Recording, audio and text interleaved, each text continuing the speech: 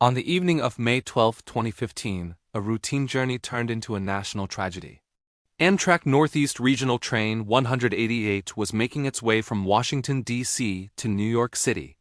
At around 9:10 p.m., it pulled out of Philadelphia's 30th Street station with 238 passengers and 5 crew members on board. The engineer, Brandon Bastian, was at the controls. He'd been with Amtrak for just over a year, navigating the busiest rail line in the United States, the Northeast Corridor. But less than 15 minutes into this leg of the trip, disaster struck in the Port Richmond section of North Philadelphia. The train was approaching a notorious S-shaped bend known as the Frankfurt Junction Curve. The speed limit there is a strict 50 miles per hour for a very good reason. But as Train 188 entered that curve, its black box later revealed it was traveling at a horrifying 106 miles per hour, more than double the limit. Data showed a sudden, inexplicable acceleration in the final minute before the crash. There was no mechanical failure in the locomotive or its 7 passenger cars. At 9:21 p.m., the laws of physics took over. The entire train, the locomotive, and all 7 cars violently derailed. The screech of metal on metal was deafening, followed by a chaotic plunge in the darkness as the cars twisted, crumpled, and piled on top of each other. They became a mangled heap of shattered glass and twisted steel, scattering debris across the rail yard. One car was crushed almost beyond recognition. The eerie scene was lit only by emergency flares and the hum of live electrical wires overhead. The impact was immediate and devastating. Passengers were thrown from their seats, screaming in the darkness. 8 people lost their lives that night, and more than 200 were injured, 11 of them critically. The victims were a cross-section of American life. There was Justin Zemser, a 20-year-old U.S. Naval Academy midshipman on his way home. There was Rachel Jacobs, a 39-year-old CEO and new mother. And there were 6 others, professionals, students, and commuters, each with a story that ended far too soon. Among the survivors was Chef Eli Kolk, recently named one of America's best new chefs. He suffered a severe spinal cord injury that left him paralyzed, abruptly ending his promising career in the kitchen. Within minutes of the first 911 call at 9:27 p.m., Philadelphia's first responders descended on the scene. Around 180 firefighters and 200 police officers began the grueling work of rescue. Under the harsh glare of floodlights, they spent the night sifting through the wreckage, carefully extricating trapped passengers and rushing the injured to 11 different hospitals. It was a 4-alarm response that would last for days. Miraculously, no first responders were injured during the rescue. The National Transportation Safety Board, or NTSB, immediately launched an investigation. They recovered the train's event recorder and began interviewing survivors, including the engineer, Brandon Bastian. He had suffered a concussion and, crucially, had no memory of the moments leading up to the crash. Toxicology tests came back clean, no drugs or alcohol. And his phone records showed he wasn't texting or making calls. So what happened? The investigation uncovered a perfect storm of human error and systemic failure. It turned out that just minutes before the crash, at around 9:13 p.m., Bastian had been listening to radio chatter about another train.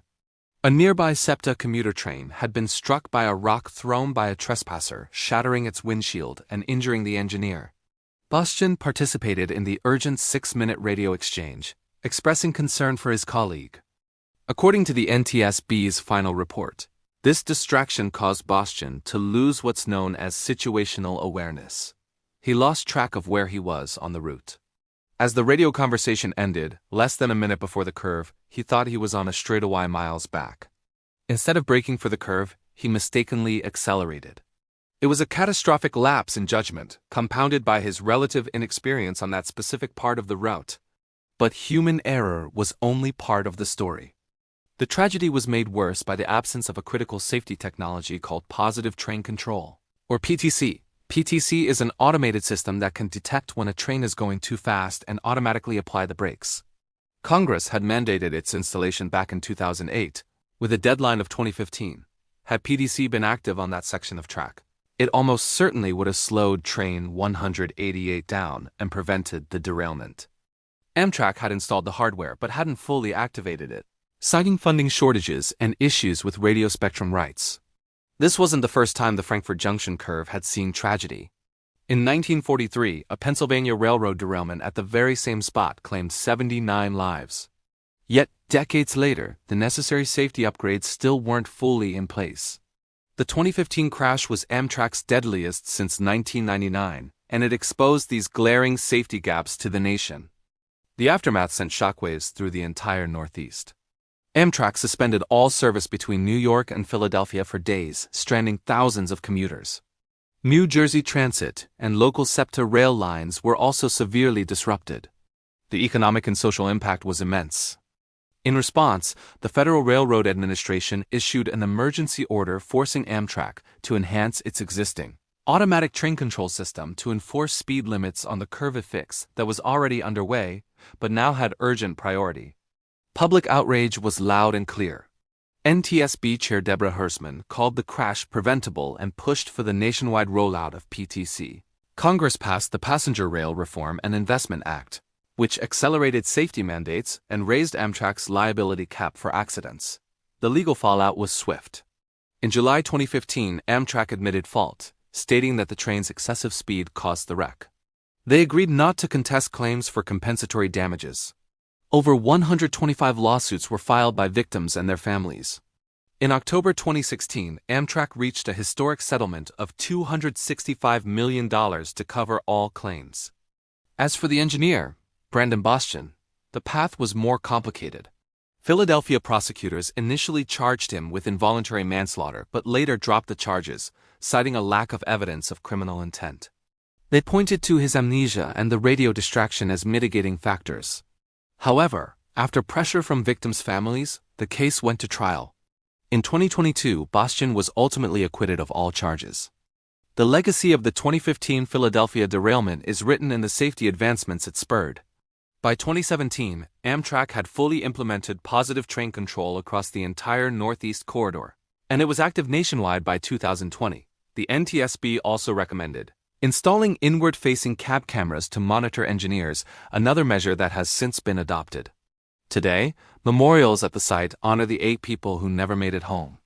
Survivors like Eli Culp have become advocates, pushing for better accessibility in public transit. The crash of Amtrak 188 remains a tragic and powerful reminder that on a rail line carrying millions of people each year, the combination of human error and delayed technology can turn a routine commute into an unimaginable loss in the blink of an eye. Thanks for watching. Please consider subscribing for more deep dives into major events that shaped our world.